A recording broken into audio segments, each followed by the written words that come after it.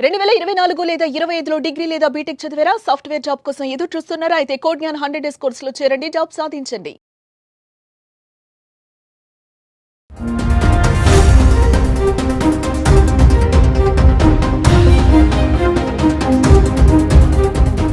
Digital transaction సిస్టంలోని కీలకమైన యూపీఐకి సంబంధించి కొన్ని చేంజెస్ రాబోతున్నాయి. National payments corporation of India NPCI August 1 నుంచి న్యూ రూల్స్ ని తీసుకొస్తోంది.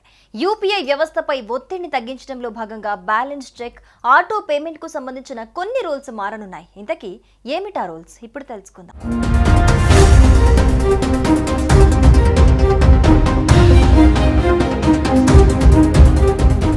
ఒకప్పుడు బ్యాంక్ అకౌంట్ లో ఎంత మనీ ఉందో తెలుసుకోవటం చాలా కష్టంగా ఉండేది. యూపీఐ అందుబాటులోకి వచ్చాక phone pay, Paytm, Google pay లాంటి యాప్ సాయంతో ఒక్క క్షణంలో తెలుసుకునే వీలు ఏర్పడింది. బ్యాంకుకి, ఏటీఎంకి వెళ్లే పని తప్పింది. ఇలా చెక్ చేసుకునే విషయంలో ఇప్పటి వరకు ఎలాంటి పరిమితి లేదు. అయితే ఇక పై రోజుల్లో 50 సార్లు మాత్రమే బ్యాలెన్స్ చెక్ చేసుకునేందుకు అనుమతిస్తారు. అలాగే ఒక మొబైల్ నంబర్ పై ఎన్ని బ్యాంకు ఖాతాలు లింక్ అయ్యాయో 25 సార్లకు మించి చూసుకోలేరు. నెట్వర్క్ పై భారం తగ్గించడం ద్వారా కస్టమర్స్ కి మరింత మెరుగైన, ఇంటరప్షన్ లేని సేవలు అందించడమే లక్ష్యంగా బ్యాంకులు, యూపీఐ సేవల సంస్థలకు ఎన్పీసీఐ ఈ ఆదేశాలు జారీ చేసింది.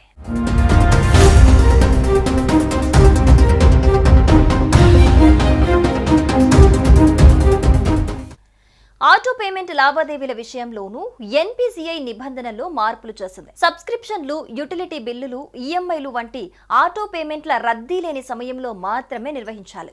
ఆటో పేమెంట్ రిక్వెస్ట్ పెట్టే సంస్థలు రద్దీ లేని సమయంలోనే యూపీఐ కలెక్షన్ రిక్వెస్ట్ ను షెడ్యూల్ చేయాలి. యూజర్లు చేసే చెల్లింపులకు ఈ రూల్ వర్తించదు.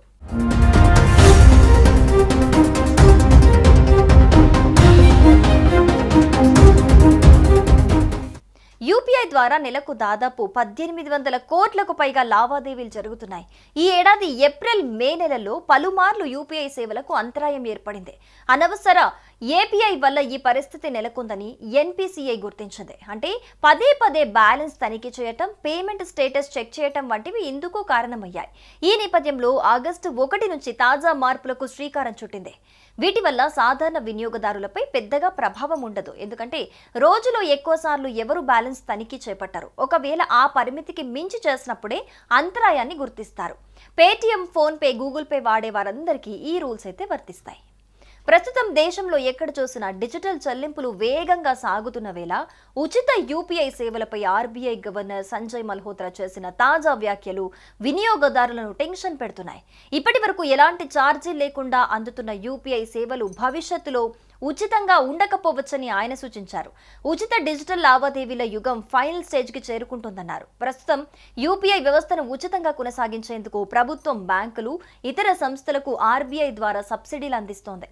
అయితే ఈ సేవలను దీర్ఘకాలంగా ఉచితంగా కొనసాగించడం ఆర్థికంగా సాధ్యపడదని, దీనికి సంబంధించి ఖర్చులను ఎవరో ఒకరు భరించాల్సి ఉంటుందని ఆయన అన్నారు.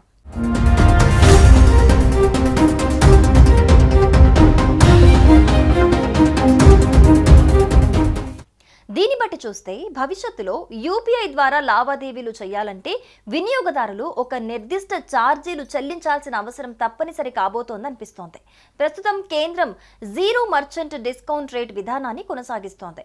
ఇండియాలో యూపీఐ వ్యవస్థను ఉచితంగా కొనసాగించడం ప్రపంచవ్యాప్తంగా ఓ ఆదర్శంగా నిలిచినప్పటికీ రాబోయే కాలంలో మాత్రం ఇది సాధ్యపడదని ఆర్బీఐ స్పష్టంగా తెలిపింది.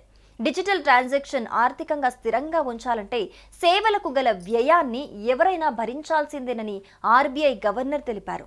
ఈ వ్యాఖ్యలు డిజిటల్ పేమెంట్ రంగం విజన్ మార్పుకు సంకేతంగా మారనున్నాయి. భవిష్యత్తులో ఆర్బీఐ, కేంద్ర ప్రభుత్వం యూపీఐ సేవలపై ఛార్జీలు విధించే విధానాన్ని అమలు చేస్తాయా లేదా అనేది తెలియాల్సి ఉంది.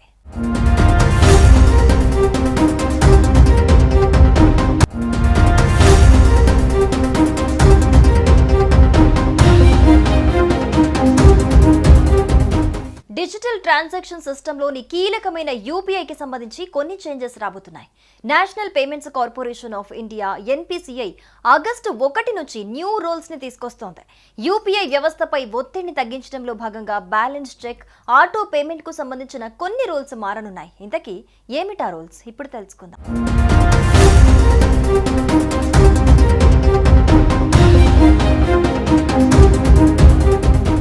ఒకప్పుడు బ్యాంక్ అకౌంట్లో ఎంత మనీ ఉందో తెలుసుకోవటం చాలా కష్టంగా ఉండేది.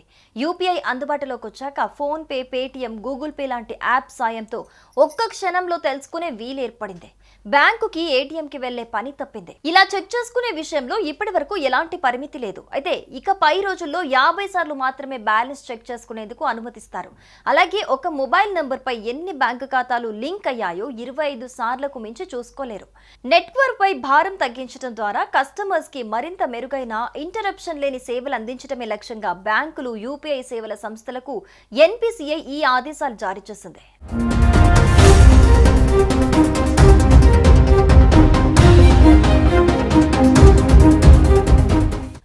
ఆటో పేమెంట్ లావాదేవీల విషయంలోనూ ఎన్పీసీఐ నిబంధనల్లో మార్పులు చేసింది. సబ్స్క్రిప్షన్లు, యుటిలిటీ బిల్లులు, ఈఎంఐలు వంటి ఆటో పేమెంట్ల రద్దీ లేని సమయంలో మాత్రమే నిర్వహించాలి. ఆటో పేమెంట్ రిక్వెస్ట్ పెట్టే సంస్థలు రద్దీ లేని సమయంలోనే యూపీఐ కలెక్షన్ రిక్వెస్ట్ ను షెడ్యూల్ చేయాలి. యూజర్లు చేసే చెల్లింపులకు ఈ రూల్ వర్తించదు.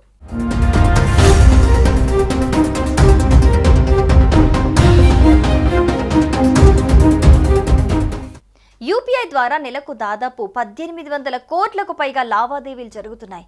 ఈ ఏడాది ఏప్రిల్, మే నెలల్లో పలుమార్లు యూపీఐ సేవలకు అంతరాయం ఏర్పడింది. అనవసర ఏపీఐ వల్ల ఈ పరిస్థితి నెలకొందని ఎన్పీసీఐ గుర్తించింది. అంటే పదే బ్యాలెన్స్ తనిఖీ చేయటం, పేమెంట్ స్టేటస్ చెక్ చేయటం వంటివి ఇందుకు కారణమయ్యాయి. ఈ నేపథ్యంలో ఆగస్టు 1 నుంచి తాజా మార్పులకు శ్రీకారం చుట్టింది. వీటి వల్ల సాధారణ వినియోగదారులపై పెద్దగా ప్రభావం ఉండదు. ఎందుకంటే రోజులో ఎక్కువ సార్లు ఎవరు బ్యాలెన్స్ తనిఖీ చేపట్టారు. ఒకవేళ ఆ పరిమితికి మించి చేసినప్పుడే అంతరాయాన్ని గుర్తిస్తారు. Paytm, phone pay, Google pay వాడే వారందరికీ ఈ రూల్స్ అయితే వర్తిస్తాయి. ప్రస్తుతం దేశంలో ఎక్కడ చూసినా డిజిటల్ చెల్లింపులు వేగంగా సాగుతున్న వేళ ఉచిత యూపీఐ సేవలపై ఆర్బీఐ గవర్నర్ సంజయ్ మల్హోత్రా చేసిన తాజా వ్యాఖ్యలు వినియోగదారులను టెన్షన్ పెడుతున్నాయి.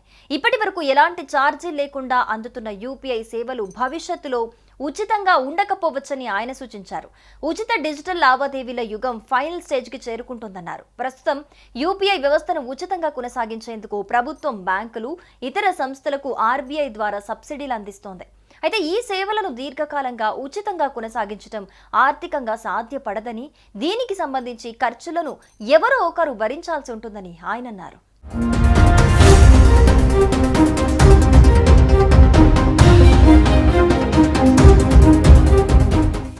దీన్ని బట్టి చూస్తే భవిష్యత్తులో యూపీఐ ద్వారా లావాదేవీలు చేయాలంటే వినియోగదారులు ఒక నిర్దిష్ట ఛార్జీలు చెల్లించాల్సిన అవసరం తప్పనిసరి కాబోతోందనిపిస్తోంది.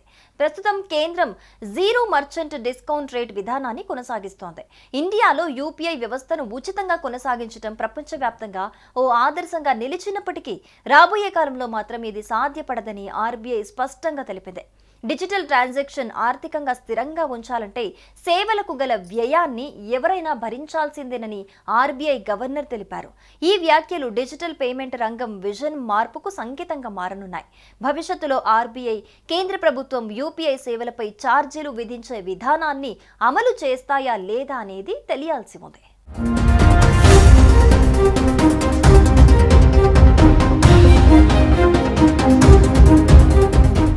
సుమన్ టీవీలో మీ పర్సనల్ అండ్ బిజినెస్ ప్రమోషన్స్ కోసం కింది నెంబర్కి కాంటాక్ట్ చేయండి.